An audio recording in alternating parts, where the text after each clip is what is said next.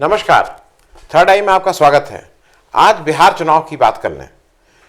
अब बिहार का चुनाव की जिसको कहते हैं ना बाजी बिक चुकी है।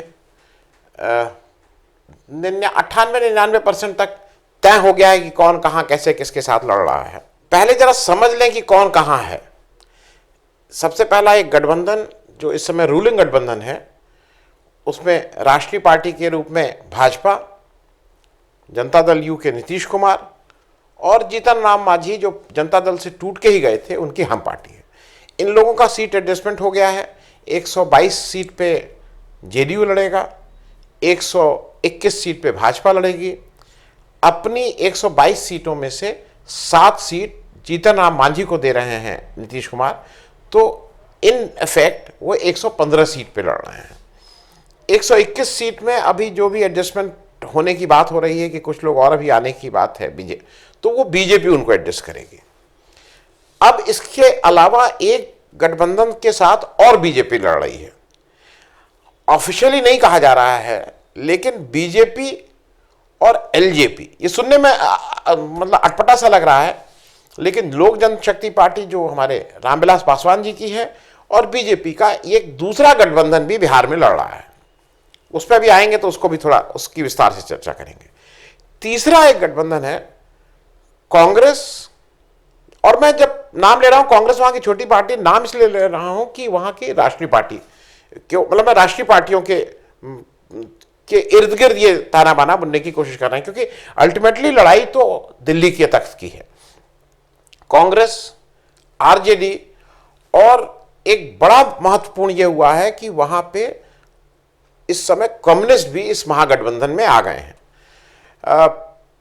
मेरे हिसाब से कम्युनिस्ट गेम चेंजर हो सकते हैं, क्योंकि इन सारी पार्टीज, जितनी हमारी राष्ट्रीय पार्टी ले लें, इंडिविजुअल पार्टी ले लें, मैं अभी भी ये मानता हूं कि कम्युनिस्टों का एक ऐसा नेटवर्क है जो अब अपने आप तो कहीं जीतने की स्थिति में थोड़ी मुश्किल है उनका बिहार या यूपी में, लेकिन यूपी के मुकाबले बिहार में वो ज़्यादा काम किए हैं। और वो हर कोई ऐसी कंस्टिट्यूंसी नहीं होगी जहां पे डाई हार्ड कम्युनिस्ट नहीं होंगे। उनका एक वोट बैंक इंटैक्ट है। वो 1% है, आधा परसेंट है, 10% है, 20% है, वो डिबेट का विषय हो सकता है, लेकिन वो इंटैक्ट है। अब एक नया वो हो गया है उपेंद्र कुशवाहा जी। उपेंद्र कुशवाहा जी पिछली बार लड़े थे बीजेपी वाले उसमें गठबंधन में, फिर वो ये हो रहा था कि नहीं महागठबंधन से लड़ेंगे, वो उससे फिर बाहर आ गए हैं। वो मूल रूप से कोयरी वोट को कहते हैं कि भाई कोयरी वोट को वो हैंडल करते हैं, तो वो अलग है। पप्पू यादव जी अपना एक अलग संगठन बना के वो अलग लड़ रहे हैं। अब वो जो वीआईपी पार्टी है मुकेश साहनी वाली, उसका अभी तक रुख बहुत साफ नहीं हुआ है कि वो बीजेपी के साथ जा रही है कि नहीं जा रही है, कि वो इसमें से मतलब पप्पू यादव या उपेंद्र कुशवाहा या अपने आप ही लड़ेगी, ये जरा एक आध दिन में और साफ साफ हो जाएगा। इसके अलावा बहुत सी पार्टियां और आ रही हैं। बसपा लड़ेगी ही, सपा लड़ेगी ही। अब शिवसेना ने भी ऐलान कर दिया है कि वहां पे वो करीब 50 सीट लड़ने जा रहे हैं और संजय राउत पहुंच रहे हैं वहां के सब मैनेजमेंट के लिए। शिवसेना लड़ेगी ही। अब ये देखना है कि कौन किसका वोट काटता है। मेरे हिसाब से शिवसेना तो सीधे सीधे बीजेपी के वोट को ही एड्रेस करेगी बिहार में, जहां तक बिहार की बात है। उसके अलावा अभी कल आया कि झारखंड मुक्ति मोर्चा जो पहले गठबंधन महागठबंधन का पार्ट था, वो भी अलग हो गया है, और वो जो बिहार और झारखंड के सीमावर्ती चुनाव क्षेत्र हैं वहां से 7 सीटों से नाम घोषित कर रहा है, और कुल शायद वो 25-30 सीटें पूरे बिहार में वो भी लड़ेगा। तो एक वो भी आ गए हैं। लेकिन इस बीच एक खबर और है कि 2-4 ऐसे लोग हैं जिन्होंने इस दौड़ से अपना नाम एक तरह से वापस ले लिया है। आम आदमी पार्टी बहुत तेजी से दौड़ी थी, बहुत मतलब, और उसको ग्राउंड भी था। जैसे कम्युनिस्टों की बात करते हैं, आम आदमी पार्टी का वोट ना हो, लेकिन एक उस विचारधारा को लोगों को लगता है कि भाई अन्ना वाले हैं, कुछ ईमानदारी की बात करते हैं, कुछ इस तरह की बात थी। तो कुछ ना कुछ एक आम आदमी पार्टी का एक बेसिक वोट था। केंद्रीय नेतृत्व ने, वहां बहुत तैयारी हो रही थी, केंद्रीय नेतृत्व ने अभी 2 दिन पहले चुनाव का तैयारी, मतलब सब हो गया है, बिगुल बज गया है, उनके यहां से कैंडिडेट तैयार हो गए हैं, तब कहीं से अरविंद केजरीवाल ने अपने पैर वापस खींच लिए हैं। वो क्लैरिटी ये है कि वो वहीं पे लड़ना चाहेंगे जहां पे कांग्रेस और बीजेपी दो राष्ट्रीय पार्टी हूं। वो अपने को थर्ड ऑल्टरनेटिव के रूप में करना चाहेंगे। उनको ये समझ में आ गया है कि बिहार में वो स्पेस उनको मिलना मुश्किल हो रहा है। खैर, उनके जो कैंडिडेट हैं उनको एक कुछ आम आदमी पार्टी के कुछ नेता कह रहे हैं आप लोग लड़िए और हम आपकी आके मदद करेंगे। अब वो आम आदमी पार्टी पे तो लड़ेंगे नहीं, वो इंडिपेंडेंट लड़ेंगे या क्या करेंगे, जो भी देखा जाता है। और एक मतलब कुछ दिनों के लिए मैं भी उसमें बह गया था। मुझे लगा था कि भाई ये हृदय परिवर्तन हो गया है। मैं प्रशांत किशोर के बारे में मुझे ये लग गया था कि मैनेजर साहब से ये शायद नेता हो गए हैं, लेकिन वो मैनेजर के मैनेजर ही रहे। नेतागिरी से उनका कोई मतलब नहीं है। वो कहीं ना कहीं मैनेज करने वाले हैं कि कैसे करके दूर की कौड़ी, वहां से पैसा, यहां से ठेका। मूल रूप से ठेकेदार के वो, और ठेकेदार भी नहीं, वो मेट हैं। एक ठेकेदार होता है और एक ठेकेदार के यहाँ मेट होता है जो सारे काम कराता है। तो राजनीति के मेट के रूप में प्रशांत किशोर भी बहुत आए थे दमखम के साथ कि मैं ये कर दूंगा और ऐसे बूथ बनाऊंगा। वो कहीं कुछ नहीं, वो अपना, ऐसा कहा जा रहा है कि वो जो बंगाल में ठेका लिए हैं ममता दीदी को जिताने का, वो उसमें लगे हुए, उनका बिहार से कोई मतलब नहीं है। मतलब आप बिहार के हैं, लंबी चौड़ी बात कर रहे हैं और इस समय बिहार से आप बिल्कुल खुद गायब हो गए हैं। एक ओवैसी साहब भी आएंगे अभी। अब ओवैसी के आने से किसका फायदा होगा ये जग जाहिर है। और ये भी देखना है कि आज की तारीख में वोटर कितना सेंसिटिव हो गया है, क्योंकि चीजें थोड़ी चेंज हो गई हैं। कुछ समुदाय के लिए ये थोड़ा जीवन मरण का भी प्रश्न है, क्योंकि अगर कौन जीत रहा है कौन नहीं जीत रहा है, इससे बहुत सी चीजें आने वाले समय में डिसाइड करेंगे। अब मैं जरा आपको एक नजर ये बता दूं कि अभी स्थिति क्या है। स्थिति यह है कि पिछला चुनाव आरजेडी, जेडीयू और कांग्रेस ने मिलकर लड़ा था। आरजेडी के उस समय 101 में 80 सीटें वो जीती थी और उसको 18.35% वोट मिला था। तो ये 18.35% वोट, ये मैं मान रहा हूं कि उनका इसमें कमी नहीं आएगी। लालू अस्वस्थ हैं, नहीं चल पा रहे हैं, लेकिन वो उनका बेस वोट है। बेस वोट जब मैं बोल रहा हूं क्योंकि उनके पास वो जो माई फैक्टर है, मुस्लिम और यादव, मुझे अभी भी लग रहा है कि मुस्लिम जो हैं वो ज़्यादा कंसोलिडेट होकर उस महागठबंधन को वोट करेंगे, क्योंकि वो थोड़ा सा एक नीतीश जी और इन लोग एक रखते थे ना कि थोड़ा मुस्लिम भी इनको रखेंगे, भाई 370 के अगेंस्ट नहीं होंगे, इस तरह के जॉइंट वो करते थे। लेकिन नहीं, मुझे लगता है मुस्लिम वही वोट करेंगे।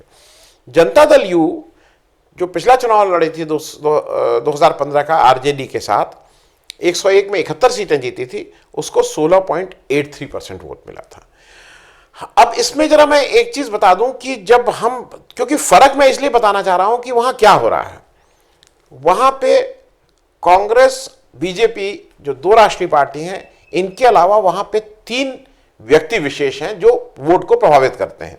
जैसे उत्तर प्रदेश में 2 पार्टी हैं, मुलायम सिंह यादव और उनके लड़के, अब अखिलेश यादव जो सपा को लीड करते हैं, और मायावती जी और बसपा, ये 2 इंडिविजुअल यहाँ के वोटर्स को, अदर देन कांग्रेस का बहुत यहाँ नहीं मतलब है, लेकिन फिर भी अदर देन कांग्रेस और बीजेपी यहाँ के वोट को इफेक्ट करते हैं। वैसे ही बिहार में 3 नेता हैं। लालू यादव पहले उनके पास बैकवर्ड सब खड़े रहते थे, लेकिन जब से नीतीश कुमार और इन लोग आए तो वो बैकवर्ड का एक कुछ फैक्शन उनसे कटा है। लेकिन उनके मुसलमान और यादव वोट काफी कुछ इंटैक्ट हैं। अब पप्पू यादव उसमें कितना डैमेज करेंगे नहीं करेंगे ये देखने वाली बात है, लेकिन उनके यादव वोट मोर और लेस लालू यादव के साथ इंटैक्ट है। उसी तरह से जनता दल यू में जो ने 101 में 71 सीटें जीती थी, 16.83% उसको वोट मिले थे, लेकिन वो वोट परसेंटेज मेरे हिसाब से ज़्यादा इसलिए थे क्योंकि मतलब मुस्लिम का वोट और यादव का वोट ट्रांसफ़र हुआ था इनको बिल्कुल ठीक से, जो इस बार इनके पास नहीं आएगा। तो जो इनका बेस वोटर है, जिसको कहते हैं कुर्मी, जो नीतीश कुमार जिस जात से आते हैं, करीब 6%। देखिए, एक हरदम समस्या ये रही है कि नीतीश कुमार अकेले, जिसको कहते हैं कि वो जिताने की उनकी कुव्वत नहीं है, अकेले लड़ेंगे तो वो बिल्कुल धाराशायी हो जाएंगे। ये कुव्वत, और मैं इसलिए नहीं, लोगों को लगेगा कि नहीं, ये कुव्वत लालू यादव में थी। लालू यादव अकेले भी लड़ते हैं तो उनका एक बेसिक वोट रहता है।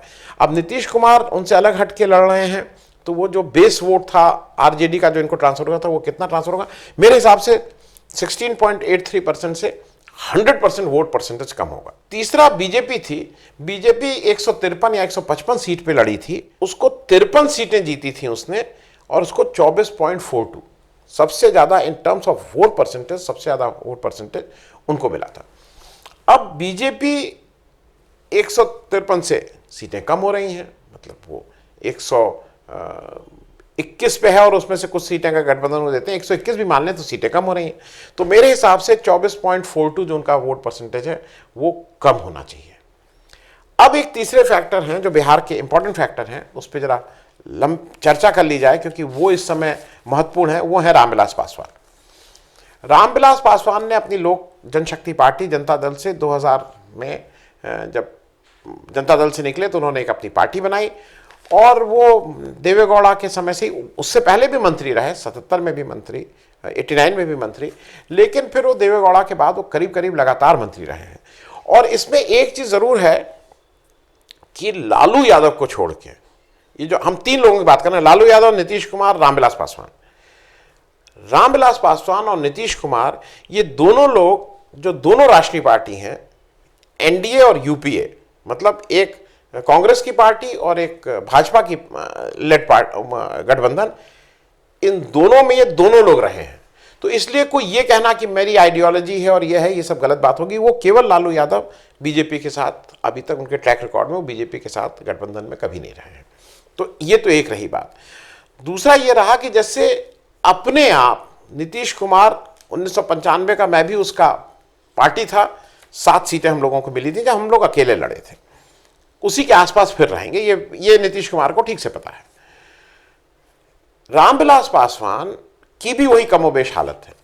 कहने को दलित वोट ज्यादा हैं, लेकिन दलित में वो मूल रूप से पासवान वोट पे उनका एकाधिकार है, वो करीब 6% होते हैं। अब इन्होंने पिछली बार 42 सीटें, अगर मैं गलत, हाँ 42 सीटें 2015 में भाजपा के गठबंधन के साथ 42 सीटें लड़ी थी और जीती थी सिर्फ 2 एमएलए के। तो आज जब ये अकेले ताल ठोक रहे हैं तो ऐसा लगता है कि सीट जीतना तो मुश्किल होगा, लेकिन एक काम होता है कि मैं इनके साथ लड़ रहा हूं, मैं इनको सीट जिता दूंगा। एक काम होता है मैं इनके साथ लड़ रहा हूं, मैं इनको वोट काट के इनके वोट कम करवा दूंगा। तो मुझे ऐसा लगता है कि उसका नाम वोट कटवा ही बोला जाता है। वोट कटवा की, क्योंकि यहां 4-5 लोग वोट कटवा की भूमिका में रहेंगे, लेकिन वोट कटवा की सबसे तगड़ी भूमिका में लोक जनशक्ति पार्टी रहेगी, जो जनता दल यू को हराने का काम करेगी। अभी तक तो आप सुने थे ना कि ये जिताने का काम, वो हराने का काम करेगी। अच्छा, यहां पे एक और चीज क्या है कि जैसे अब इस समय उत्तर प्रदेश में बीजेपी के डर से एक समय मायावती और अखिलेश यादव साथ आ गए थे, कमोबेश, और दोनों अदरवाइज एक दूसरे के स्ट्रांग विरोधी हैं। उससे ज्यादा विरोधी नीतीश कुमार और रामविलास पासवान एक दूसरे के हैं। अब चूंकि दोनों एनडीए के पार्टनर हैं, तो दोनों को मतलब एक तरह से साथ साथ काम करना पड़ता है। अब चिराग पासवान ने बहुत साफ शब्दों में, ये शुरू से उनका क्लियर हो रहा था कि भाई हम लोग नीतीश जी के नेतृत्व में बिहार का चुनाव नहीं लड़ेंगे, और अब वो क्लियर हो गया कि वो नीतीश जी के साथ नहीं लड़ रहे हैं। वो एनडीए से बाहर आ गए हैं। एनडीए से बाहर आके उन्होंने ये अनाउंसमेंट कर दिया है कि जहां जहां जेडीयू लड़ रहा है वहां वहां हम लोग अपना कैंडिडेट खड़ा करेंगे। हम एनडीए के पार्ट हैं, रामविलास पासवान केंद्र में मंत्री हैं और वो मंत्री रहेंगे। तो ये सब भी कहीं ना कहीं इंडिकेट कर रहा है कि बीजेपी की जो भी लीडरशिप है उसका टैक्टिकल सपोर्ट एलजेपी के साथ है। और जरा समझने की ये कोशिश करें कि वो टैक्टिकल सपोर्ट एलजेपी को क्यों दे रहा है। हालांकि कल नीतीश जी के प्रेशर में ये बयान सुशील मोदी को देना पड़ा, फिर उनके जो संजय जायसवाल जी हैं उन्होंने दिल्ली में बयान दिया, ये बयान देना पड़ा कि हमारे जो एनडीए का बिहार एनडीए बोला गया, बिहार एनडीए का नेतृत्व नीतीश कुमार करेंगे। और यह भी कहा गया कि जो भी स्थिति हो, कम सीटें ज्यादा सीटें, बिहार में मुख्यमंत्री नीतीश कुमार ही बनेंगे। क्योंकि चर्चा यह भी चलने लगी थी कि बीजेपी नीतीश कुमार, मतलब जेडीयू की सीटें कम हो जाएंगी, बीजेपी की सीटें ज्यादा होंगी, और ऐसी स्थिति में बीजेपी मुख्यमंत्री पद का दावा करेगी। अब ऐसी स्थिति में यह बिल्कुल स्पष्ट है इसमें कहीं कोई ढूंढने की जरूरत नहीं है कि बीजेपी चिराग पासवान को आगे करके नीतीश कुमार को, जिसको कहते हैं, कट्टू साइज कर रही है। और ये बार बार किया है, कोई ये नई चीज नहीं है। ये काम आप अगर देख लीजिए तो ये काम महाराष्ट्र में हुआ। शिवसेना आज उनके साथ नहीं है ना, एनडीए के साथ। जिस दिन से शिवसेना और मतलब बनी थी उस दिन से एनडीए के साथ थी, अब तो बीजेपी के साथ नहीं है। अकाली दल अब साथ नहीं है, क्योंकि ये नीतीश जी मतलब मैच्योर लीडर हैं, समझते थे वो इनके उसमें कैसे फंस गए। और वो फंसा क्योंकि वो तो 2019 में उनको सीटें दी गई, अपनी सीटें अपने एमपीज के, सिटिंग एमपीज के टिकट काट के उनको वो किया गया। आज नीतीश कुमार बिल्कुल उस चक्रव्यूह में फंसे हुए हैं, वो चाह के भी कुछ नहीं कर सकते हैं। अब जेडीयू लिख रही है चुनाव आयोग को कि एनडीए बिहारी केवल मुख्यमंत्री का, अरे माफ कीजिएगा, एनडीए बिहारी केवल प्रधानमंत्री नरेंद्र मोदी का फोटो अपने पोस्टर में लगा सकती, कोई दूसरा नहीं। क्योंकि चिराग पासवान ने अपने पोस्टर में नारा दे दिया है, उसने कह दिया है मोदी तुझसे बैर नहीं, नीतीश तेरी खैर नहीं। मतलब इतना एग्रेसिवली आपका एक पार्टनर, मतलब जो उसको तो कहेंगे बीजेपी और एलजेपी गठबंधन, जेडीयू को गाली दे रहा है, वो साफ साफ स्पष्ट है। अब इसको भी अगर कोई नहीं पढ़ पा रहा है तो अलग बात है। कुछ चीजें आपको, you have to read that. Rajendra Singh ji एक हैं। राजेंद्र सिंह जी 1983 से आरएसएस में थे, या आप गूगल करके देख लीजिएगा। 2004 में बीजेपी ज्वाइन किए। और एक जमाने में ये कहा जाता था कि जब बीजेपी की सरकार बनेगी तो जैसे खट्टर को हरियाणा में आरएसएस के आदमी को मुख्यमंत्री बनाया गया था, वो मुख्यमंत्री के दावेदार थे राजेंद्र सिंह। राजेंद्र सिंह वहां के वाइस प्रेसिडेंट थे। 2015 का इलेक्शन वो हार गए थे जेडीयू के उम्मीदवार से। इस बार राजेंद्र सिंह बीजेपी छोड़ के एलजेपी ज्वाइन कर रहे हैं, और उसी जो जेडीयू के मंत्री जी हैं उनकी जो अपनी सीट है वहां से जाके वो फिर इलेक्शन लड़ रहे हैं। ये बिल्कुल स्पष्ट है कि जो बीजेपी के जो भी इस तरह के लोग होंगे जिनकी सीटें कटेंगी, उनको बीजेपी एलजेपी के रूट से इलेक्शन लड़ाने का काम करेगी। इसको कोई माने ना माने वो अलग बात है, क्योंकि देखिए ये विन विन सबके लिए है। रामविलास पासवान 74 साल के हो गए हैं, दूसरा मतलब उनके हार्ट का ऑपरेशन हुआ है, अब बहुत स्वस्थ नहीं रहेंगे, और उन्होंने 2019 में ही जो नेतृत्व है वो अपने लड़के को सौंप दिया है। बिहार में एक लीडरशिप वैक्यूम हो रहा है, क्योंकि लालू अब तो लालू एक्टिव पॉलिटिक्स से बाहर ही हैं, बाहर से अपना जो भी कर लें, लेकिन वो तो जेल में है। नीतीश जी की एक एज हो गई है, और अब वो नेशनल पॉलिटिक्स का सपना तो भूल ही जाएं, अब वो बिहार में भी मार्जिनलाइज कर रहे हैं उनको बीजेपी वाले। तो वहां एक वैक्यूम है जो तेजस्वी यादव और चिराग पासवान को लगता है कि इसमें हम, क्योंकि नीतीश के कोई लड़का नहीं है, तो ये जो बाकी दो लोग हैं उनके बीच में ये कॉम्पिटिशन है। चिराग पासवान को लगता है क्योंकि मैं नेशनल पॉलिटिक्स किया हूं, मैं मतलब उनको पूरी तरह से नेतृत्व उनके हाथ में है जहां पे, तो मैं शायद बेहतर स्थिति में हूं उस वैक्यूम को भरने में। और आप एक चीज और सोच लीजिए, क्योंकि वो बार बार एक जो चिराग पासवान कह रहे हैं ना कि पोस्ट इलेक्शन हम बीजेपी के साथ मिलकर सरकार बनाएंगे, पोस्ट इलेक्शन हम बीजेपी के साथ मिलकर सरकार बनाएंगे, याद है ना?